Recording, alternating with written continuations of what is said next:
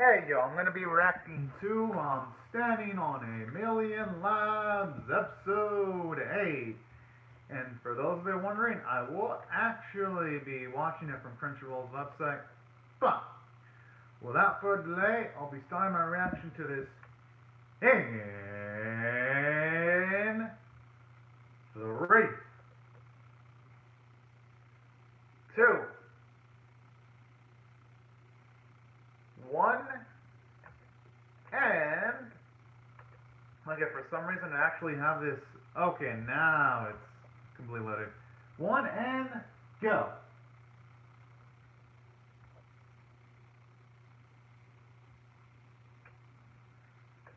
I mean, this strategy is the most sensible one.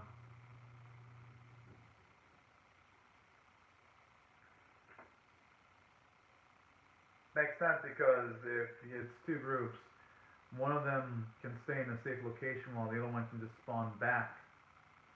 Well, not exactly safe location, but it could make at the very least things a lot more safer.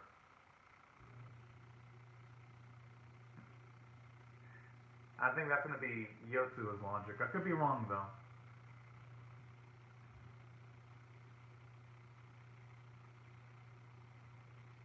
Oh. Oh, damn.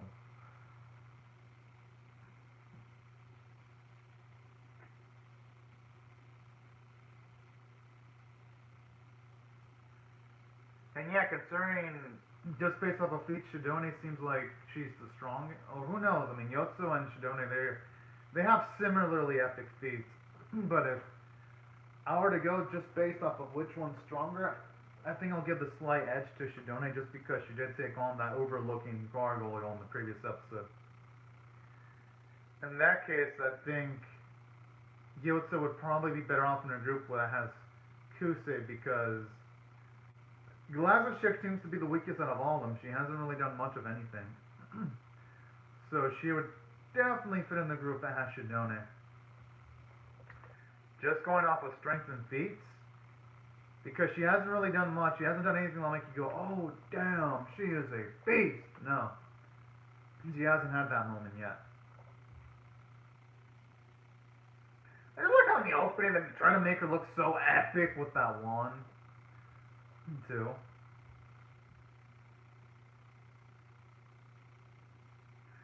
At least now we know the significance about Yotsu as to why he's crying in the opening. I just wonder what's going to be the significance when it comes to him standing on top of all those armor pieces, those armor parts.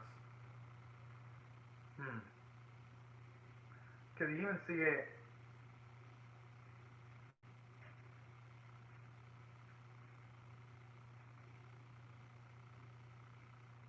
Huh. I guess all things considered, it seems like a pretty well balanced group.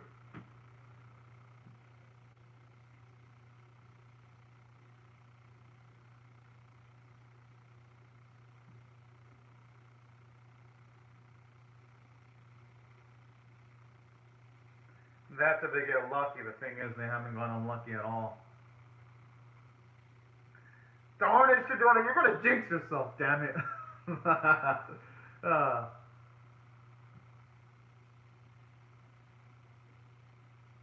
You can tell she wanna go, Shidona. Oh, what a bitch!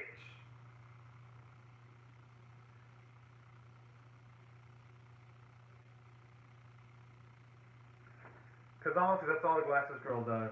She only bitches.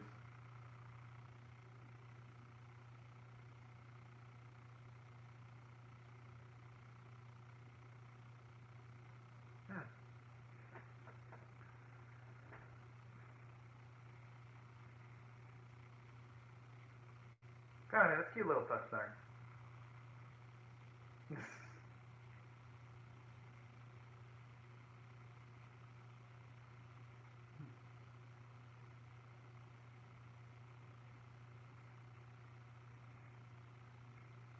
Pretty smart. From the enemy, that is. And I like how it gives Cavell another cool moment, too, because we've seen her attack recklessly, but that's also one of the moments where we see her Her nice surveillance skills right there. And her scouting skills too. That's really sweet. She's actually become one of the more detailed characters in the series.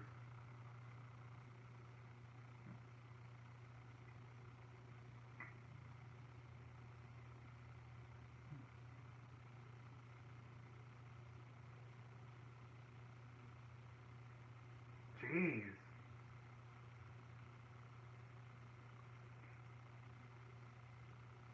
Talk about increasing the stakes exponentially then.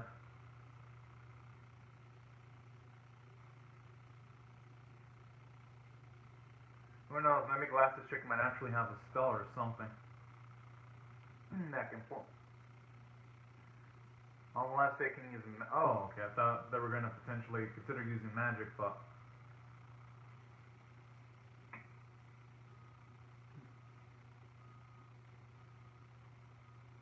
That's a good point. People are that sort of petty.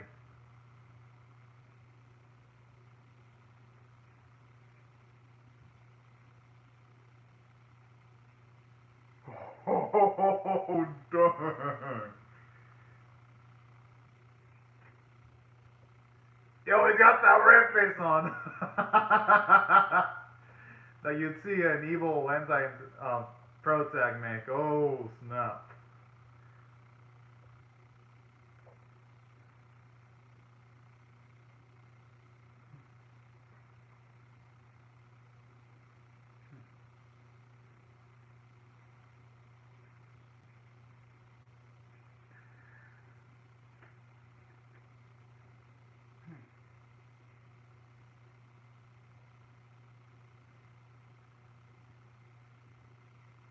I mean, hey, if it gets shit done, that's all that matters.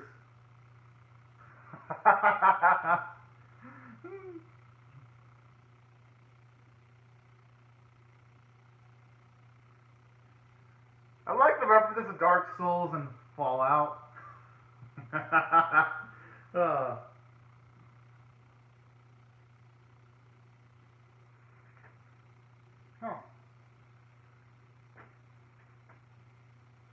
Oh, the way she bangles up that's adorable.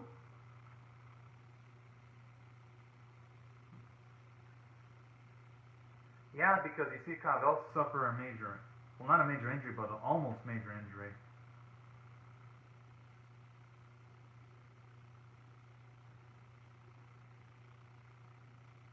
It probably would.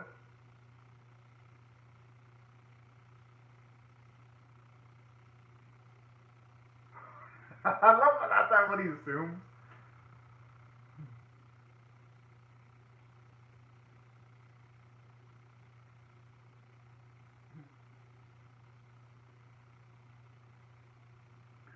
But this is what I like. I don't think he's just being naturally rude. And it's because he hasn't grasped the feelings that he's receiving by Campbell. It's more of a mix of his inexperience with romantic feelings. That's why he's not noticing. So I'm not going to blame Yotsuo for that.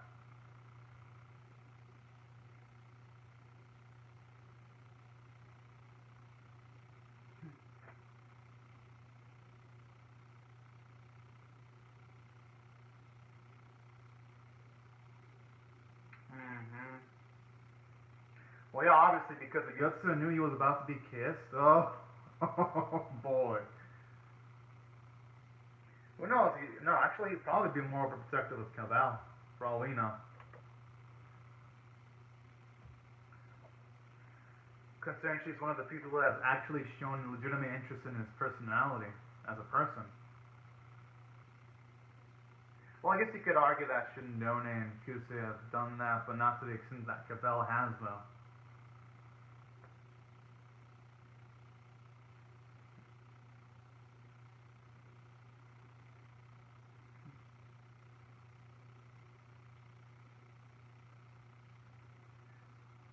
Like, you'd actually be able to take him on.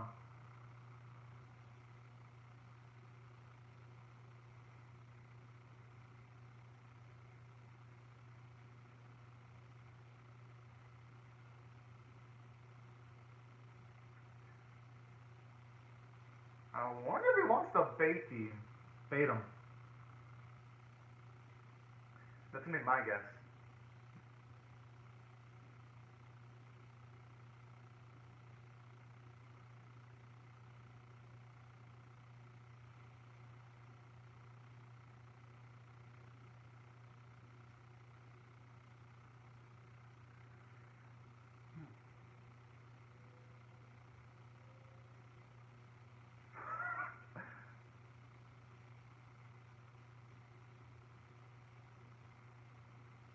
Oh.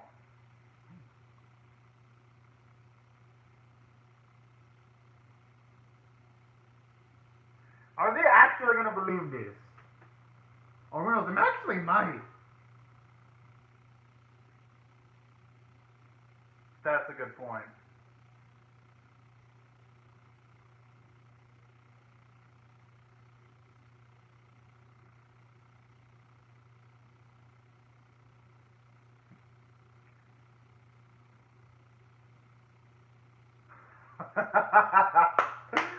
Oh man.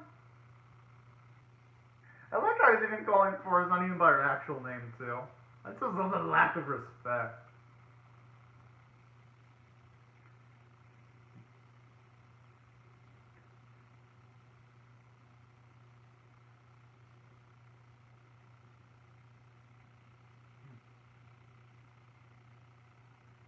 Yeah, but what are they gonna do?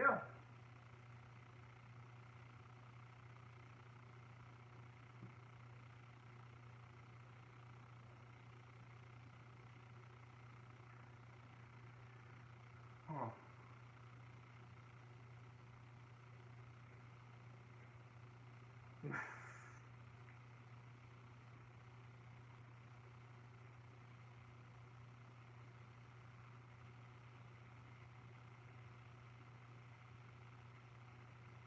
Ah, these three tweets, they're gonna take the bait, and they're not just gonna get hooked by it. They're gonna be absolutely hooked the rest of their own bodies in taking this type of bait. And you know what? I don't mind this one bit.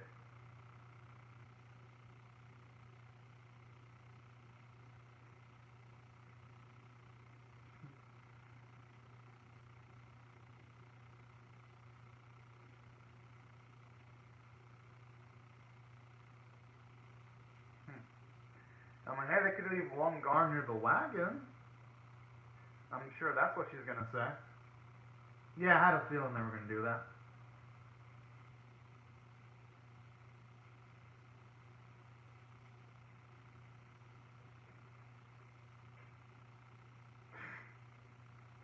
Oh, that is too damn adorable. Finally, they actually gave Glasses Chicker a good scene. Legitimately a good scene. Took them a while, but hey, better late than never.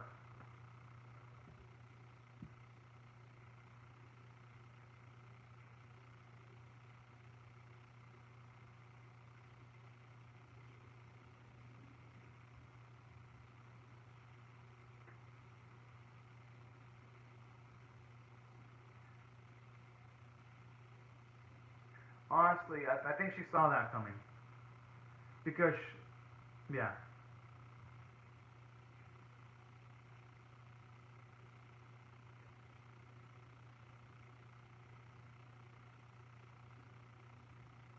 And the thing is, the guard left is going to be attacked by Cavell and Yotsua, so it's already going to be too late for him.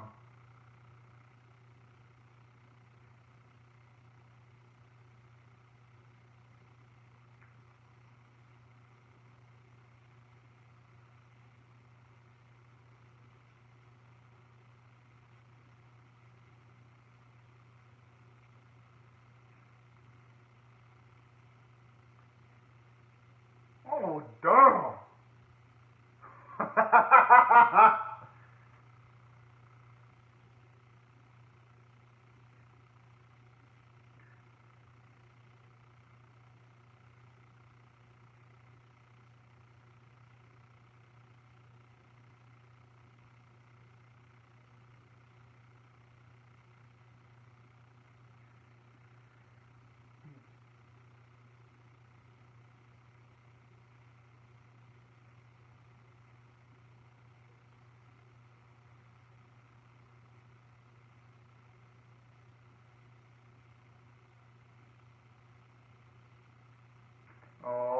Yeah.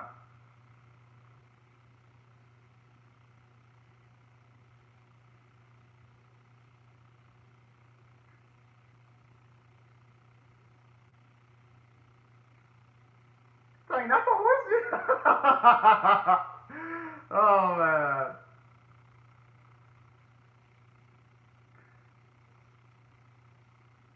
Yeah, that's provided they'll actually be able to do anything against the heroes, though, which they won't.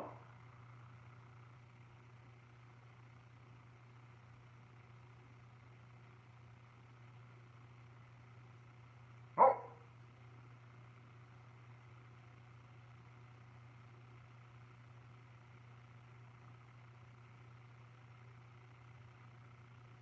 It's pretty smart there, though.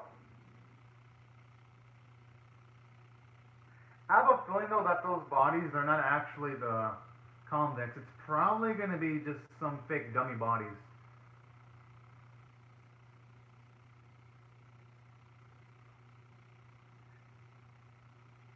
Yeah, that's what I was thinking. There's no way it's gonna be the bodies of the actual convicts.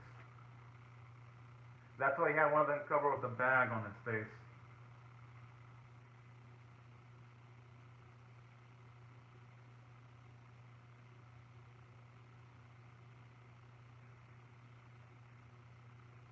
Aww. Okay, I sense how he made one fake body, but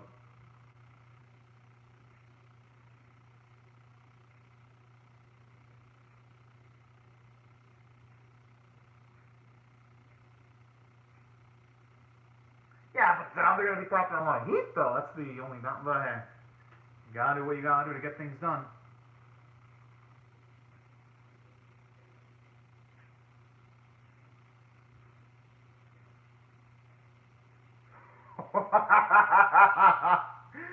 I just love the absolute savagery.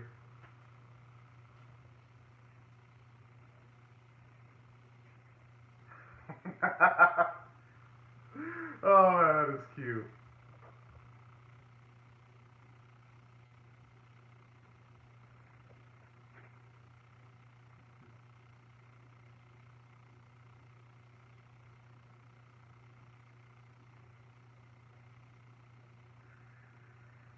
But hey, the only thing they can really do is just play the waiting game.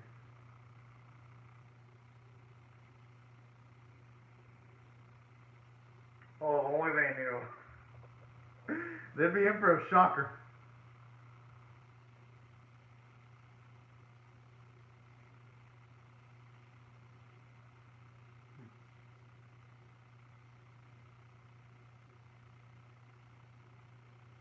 Aww.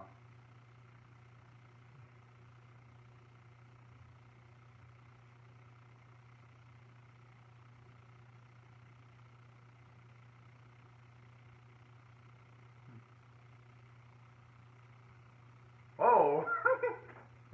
That's adorable.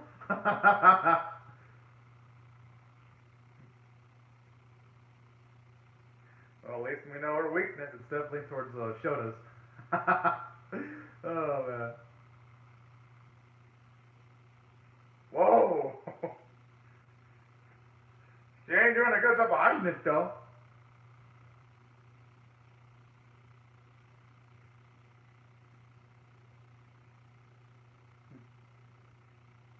Okay, yeah, that's what I was wondering, how they're gonna fix the other two bodies.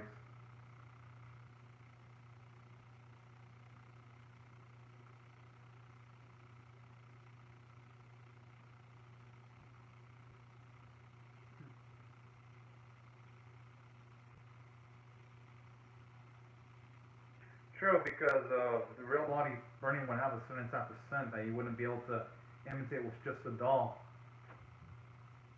Pretty smart.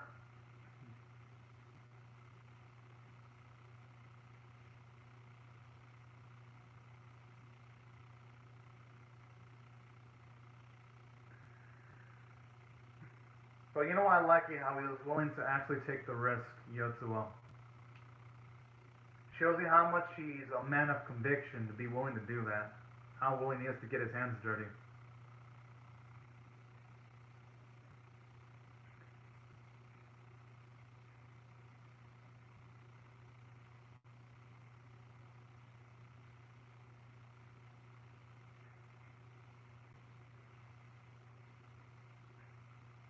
I think it's a mix of both.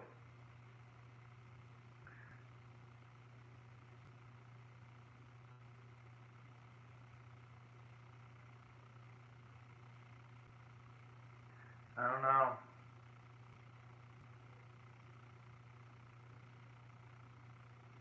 I think it's probably a mix of technology and reality.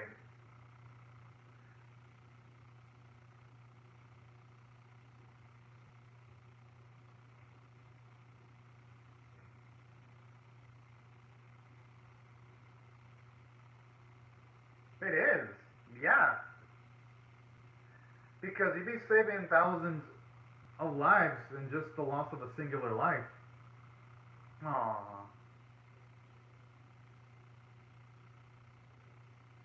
Aw, that's really damn sweet right there.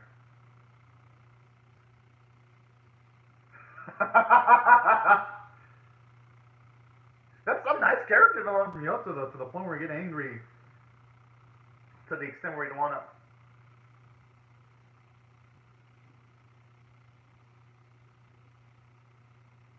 Oh, that's a good question. He's never clarified his stance.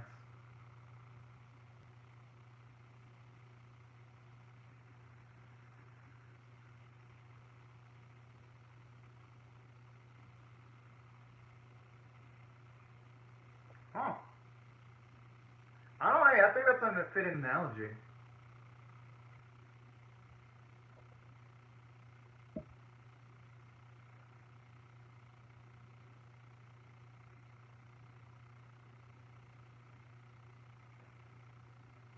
Oh, oh, oh, shit. Oh, so there were consequences to that. Alright. And you know what? I actually really like this.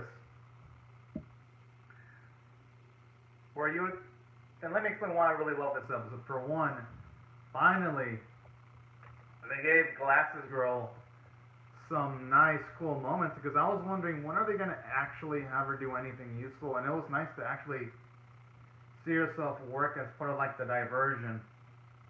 And I like a quick thing in too, when she got rid of her cloak temporarily when she was grabbed. That was pretty smart. I thought it made for at least nice bits of character development for her. And two, I really love what they did with Yotsuba. Actually, seeing him want to gain vengeance for one of the allies he lost was pretty damn badass.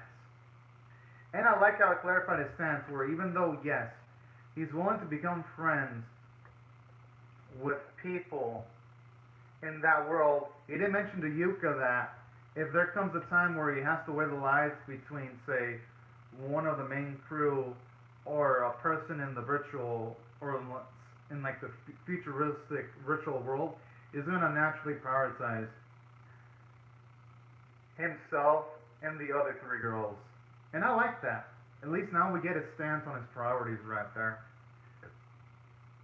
And aside from that, other things I really love about this, I mean, okay, these Mikkel videos are always kind of a little creepy there. In a good way.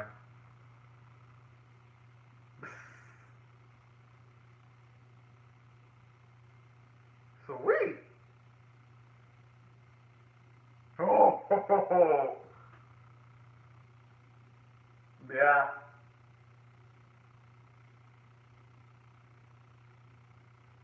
Dang, I would have kept my mouth shut. I would not snitch on Yuka. You know? That's kind of messed up, like seeing someone in Cloud9, then boom, you just rape their account like that instantly. Gotta admit though, that was a nice savage joke. But all jokes aside though, I actually love how finally we get to hear his stance on that. Then on top of finally getting to hear the stance from Yotsuba, I just love how he's willing to go so far as to actually kill someone to try to get things done.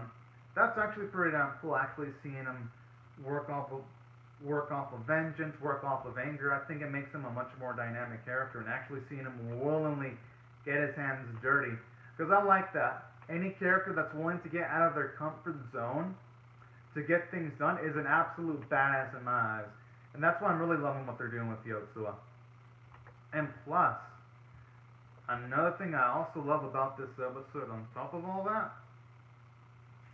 actually love the fact that, from a story standpoint, you actually get to see consequences for Yoto's actions, because I'm going to assume that him getting ranked down is going to make it harder for Yoto and Yuka, because now it's going to have to make Kabo step up to the plate from a strength standpoint, because now that Yoto is getting a bit weaker, it's going to make the future episodes much more intense. And that's why I also loved it from a story standpoint too, just because it's going to make every single encounter a bit more elevated.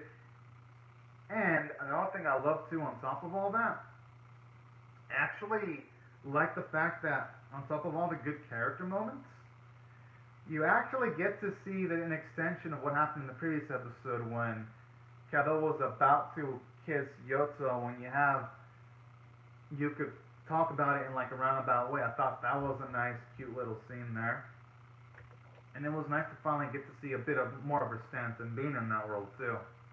So all in all, I love what they did.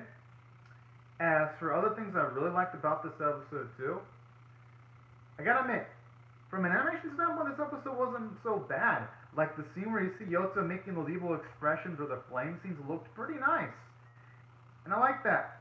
Where the animators, you can tell, they know their limitations, so they try to work with the limitations instead of trying to extend themselves more than they should. I like it. Shows you at the very least they know what they can't do. And the artwork was pretty on model, and for that, I'll give the episode credit. And that's why, if I were to rate this episode, it would definitely get an 8 out of 10. Because this is by far one of the best episodes in the series, and honestly, this series has been getting better. Ever since it hit episode 7, it's been on like a 2-episode hot streak, and I'm definitely excited to see what episode 9 is going to bring. But anyways, y'all, these are my thoughts on the episode. I'd like to hear your thoughts on how you feel about my reaction or the episode itself in the comment section below. Hope y'all rate the video, share it, comment, subscribe, and I'll see you guys later if you come back for more, because I'm definitely pumped to see what episode 9 is going to bring. But anyways, y'all, thank y'all so much for watching. Have a fantastic day, y'all. Bye-bye.